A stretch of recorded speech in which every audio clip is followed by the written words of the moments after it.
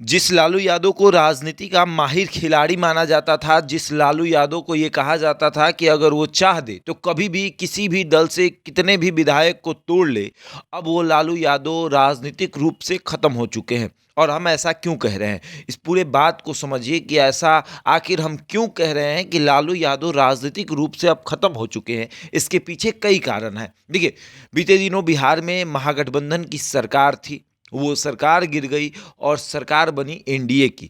महागठबंधन की सरकार में लालू यादव के छोटे बेटे उप मुख्यमंत्री थे। उनकी पार्टी राजद जो है वो अपनी भूमिका निभा रही थी, लेकिन नीतीश कुमार ने अपना गठबंधन जो है वो तोड़ लिया और फिर वो एनडीए के साथ गठबंधन कर लेते हैं। लालू यादव को 3 दिन मौका मिला था, क्योंकि 3 दिन से ये सब कुछ हो रहा था। पूरी प्रकरण जो है वो 3 दिन से चल रही थी, लेकिन लालू यादव कुछ नहीं कर पाए, चाह कर भी कुछ नहीं कर पाए।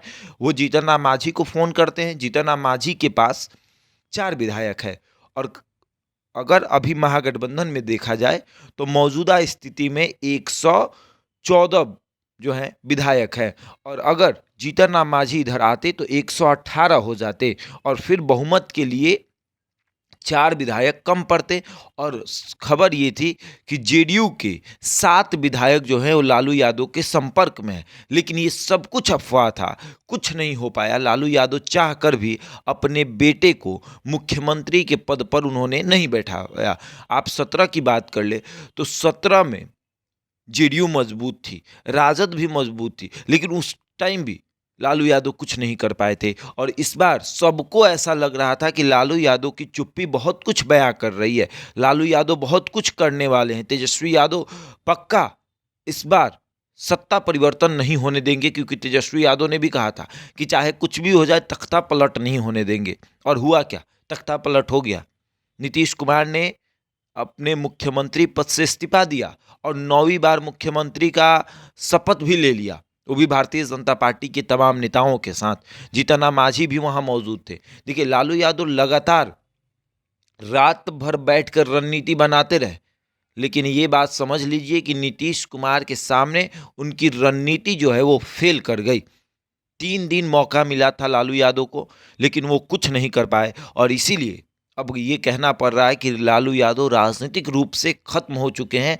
उनकी अब वो जो छवि थी पहले वाली, जब लोग कहते थे कि लालू यादव है, लालू यादव राजनीति के माहिर खिलाड़ी हैं, अगर वो चाहें तो कभी भी कहीं भी तख्ता पलट कर सकते हैं और तख्ता पलट होने से रोक सकते हैं।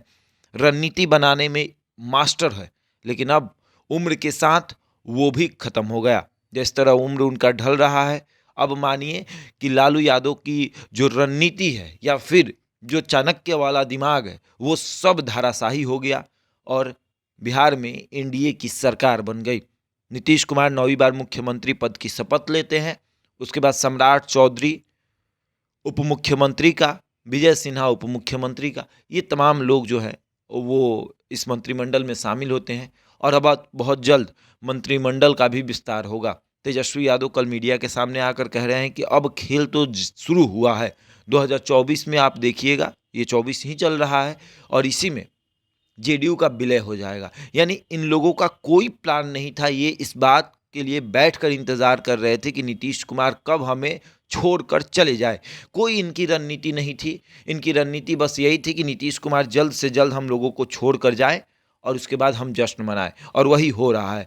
राजद कुछ नहीं कर रही है, राजद हाथ पर हाथ धर के सब कुछ देख रही है कि किस तरीके से नीतीश कुमार ने उनको छोड़कर पाला बदल लिया, और अब लालू यादव पर लोग कह रहे हैं कि कुछ नहीं कर पाए। यहाँ तक कि राजद समर्थक भी लालू यादव से बेहद नाराज हैं। उनका मानना था कि लालू यादव इस बार तो कुछ करेंगे, लेकिन चाह कर भी लालू यादव कुछ नहीं कर पाए। बहरहाल इस खबर में इतना ही। बने रहे हमारे साथ और देखते रहें द इंडिया टॉप।